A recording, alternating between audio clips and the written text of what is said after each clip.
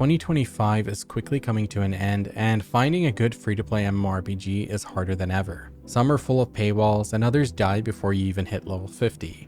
But don't worry, I've done the grinding, the trading, and the dying. Yes, a lot of dying. So you don't have to. These are my top 5 free-to-play MMORPGs that are absolutely worth your time. My name is Pansy. Check me out at twitch.tv/I'mPansy, and let's get started. Starting off at number 1, the GOAT itself, Oldschool Runescape. 2 decades old and somehow still more active than most MMORPGs even now, Oldschool Runescape isn't about fancy graphics or cinematic cutscenes. It's about freedom. You can chop trees, fish, trade on the Grand Exchange, hunt players in the wildy, or just hang around the bank pretending like you're super busy. We've all done it. The beauty of Oldschool Runescape is that it has a separate 100% free-to-play version of the game. As a free-to-play adventurer in OSRS, you still get access to about 20% of the game, dozens of quests, and a decent number of skills. You can have a complete MMORPG experience on OSRS without paying a dime on free-to-play, and you'll find communities rather easily in the form of free-to-play clans or clans which engage in free-to-play PvP.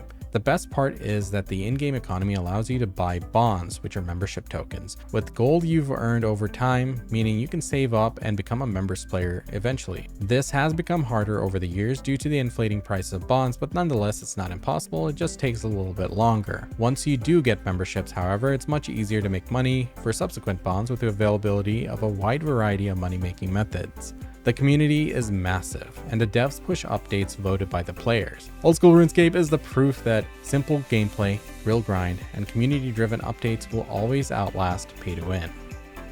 Coming in at number 2, we've got Albion Online, the ultimate sandbox MMO.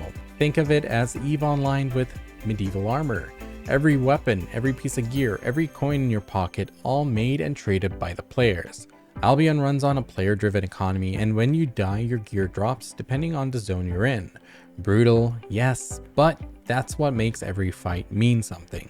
The only paid feature is a premium subscription, but don't worry, you can buy that with in-game currency as well.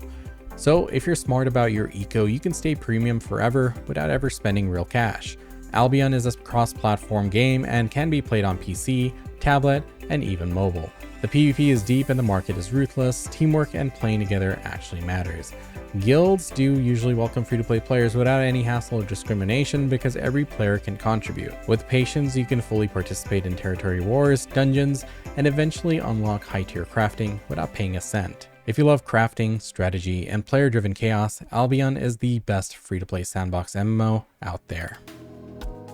Coming in at number 3, we got the 2D pixelated grind machine by Nexon that's still running after 20 years, but on the Reboot server, it's actually fair.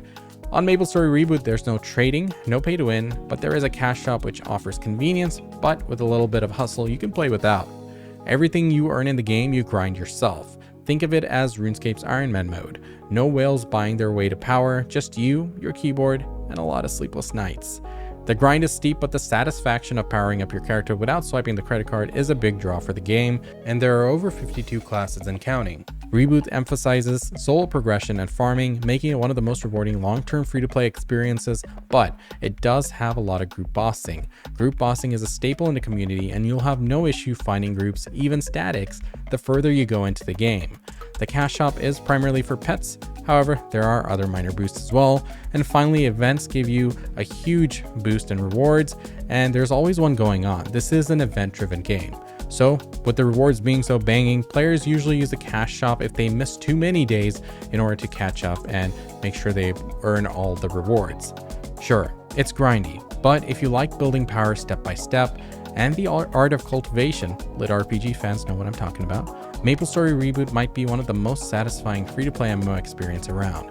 It's punishing, nostalgic, and beautiful in its cute and chibi way. It's the perfect free-to-play grind for those who want a game for the long haul. Number 4, we have Guild Wars 2, the MMO that said, hey, what if we just make everything optional? No sub fee, no pay to win, and the entire base game is free. It's one of the most accessible MMOs out there. Level however you want, and you're rewarded no matter what you do. The combat is active, the storylines are fully voiced, and group events make the world feel alive. I really enjoyed the personal story my first time around, and it was a joy participating in open world events, dungeons, fractals, world bosses, world versus world large-scale PvP, as well as structured PvP. The free-to-play classes are generally weaker in comparison to elite specializations which come in later expansions. However, there's always several base specializations which still remain viable. The expansions do cost money, but you can easily sink hundreds of hours into the free version before you even think about buying one. Free-to-play does come with a few restrictions like less character slots, trade limits, and of course content for the later expansions. However, Guild Wars 2 is one of the few MMOs that respect your time. No sub, no grind walls, just content and fun. And finally, coming in at number 5, we have Lost Ark. Surprise! I was too when I first started playing Lost Ark a month ago, and I must say, a couple of years ago, I would never have dreamed this game making it to the cut on this list, but it's definitely moved forward in the right direction since. If you love the ARPG style combat of Diablo 2 and Path of Exile, this one's a gem. Lost Ark's biggest strengths are its combats and visuals, which are smooth and flashy. With over 20 classes and some of the most cinematic raids in any MMOs, they really nail the epic feeling. Yes, this does have a cash shop, but it doesn't force you to buy anything. Like with any MMORPG, you either pay with time or you pay with money. Over the years, Lost Ark has mastered the art of catch-ups with frequent gear catch-up events and mechanics. The various systems and progressions in the game seem bloated and overwhelming at first glance, but I thought, hey, there are tens of thousands of players who play this game every day. If they can do it, so can I.